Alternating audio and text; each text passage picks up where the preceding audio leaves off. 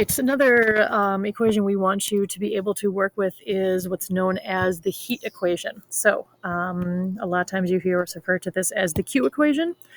So it is Q, which is the heat, is equal to M times C, or CP, sometimes I just shorten it to C, times delta T. Or sometimes you'll actually, in my classes, I refer to it as MCAT, because that's kind of what it looks like. All right, so first of all, let's start with this delta T. So delta T, that's change in temperature. Whenever you have that delta symbol, it means we're starting at one temperature going to a different one. So we've got change in temperature, and the way you figure that out is that's always going to be the final or the ending temperature minus the initial temperature. So whatever temperature we end at minus whatever temperature we started at. Okay, so final minus initial. We do a lot of final minus initial in chem. All right, and then that is going to be measured in degrees Celsius. All right, then we have this specific heat term. This is going to be in joules per gram times degrees Celsius. I think pretty much all the time we give you that value. You might need to choose the correct value from a table, but you will have that value available to you. And then finally, the mass, as you would expect, is in grams. And then Q, this is a new one, the heat, this is going to be measured in joules. So if you're given joules, we're giving you the heat or the Q. All right, so let's see what it looks like. All right, so here's a question. How much heat is lost when a piece of aluminum with a mass, so here we have our mass, cools from a temperature of 415, so that's my initial temperature, my starting temperature, to a temperature of 20 degrees. All right, and then I have a whole bunch of CPs here. So the one I'm going to need is going to be the aluminum one.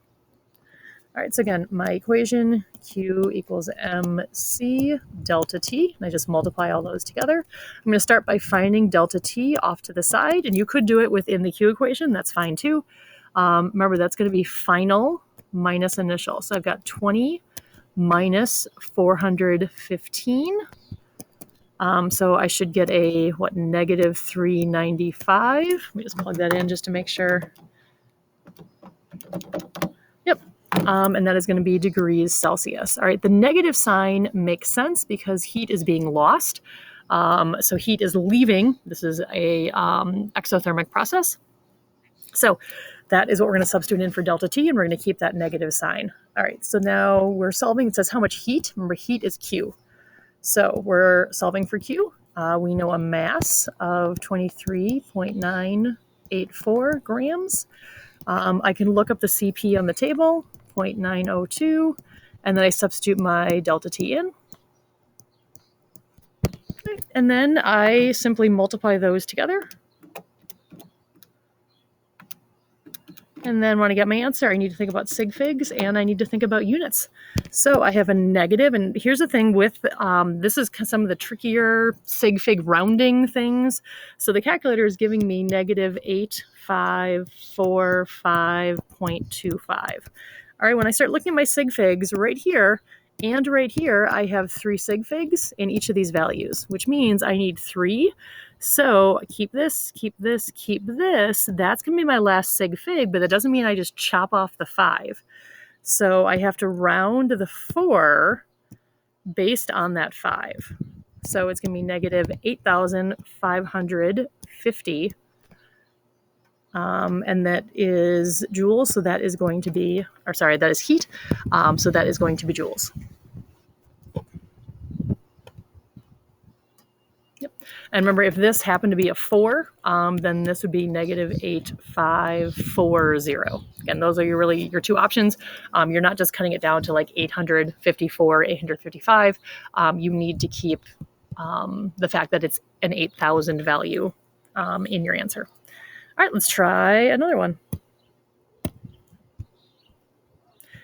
So again, information, you can always stop these and try it on your own and then pick up the video again. So temperature of the water increases from this one. So here is my initial temperature to that one. So that is my final temperature. When 24,500 joules. All right, so that is telling me that this is the heat, which again is Q in the equation. And And it's wondering about the mass. All right, so Q equals mc delta T. All right, so I'm gonna start by finding delta T, which is final temperature minus initial. So 79.5 minus 10.0 equals, so I subtract that, 69.5 degrees Celsius. So one of the things I want to point out here, and this shows up every once in a while, students make mistakes on this, you'll notice how both of these have one decimal place. That means my answer should also have one decimal place. So if it happened to be 79.5 minus 10.5, all right, so the calculator would actually say just 69, but you can't write that. You have to recognize your calculator doesn't think about accuracy in these numbers. It's just solely thinking math. So you have to recognize that and then make sure it's 0.0. Okay, so I have that. Now I'm going to substitute the rest of my values in. So again, I know Q. So this is how this problem is different than the previous one. So I have Q is 24,500. I don't know the mass. C, okay, well, I've got my table here. It says we've got a sample of water. Well, if I look, I've got 3 possible values for water. So I have to reason out which one I'm supposed to use. Well, if you look at the temperatures that we're working at, that means between 10 and 79. Well, that is when water is a liquid. So I'm going to use the 4.18. And then my change in temperature, 69.5. All right, so then I just substitute things in, and I'm going to take 24,500 divided by 4.18 divided by 69.5. Because again, in order to get that m by itself, I need to divide by both of these values. So I need to divide this side by both of those values. So my mass is equal to, again, I'm looking at sig figs now. Looks like I've got 3 sig figs on my answer, 84.3, and then I need a unit. Well, the mass is always going to be in grams. Again, if you forget about the unit, make sure you look at that CP. All right, the CP is in joules per gram times degrees Celsius. So I already took care of the joules. Those I've already seen. Degrees Celsius I've already seen. And so I just need grams. Okay, there you go. Hope that helps.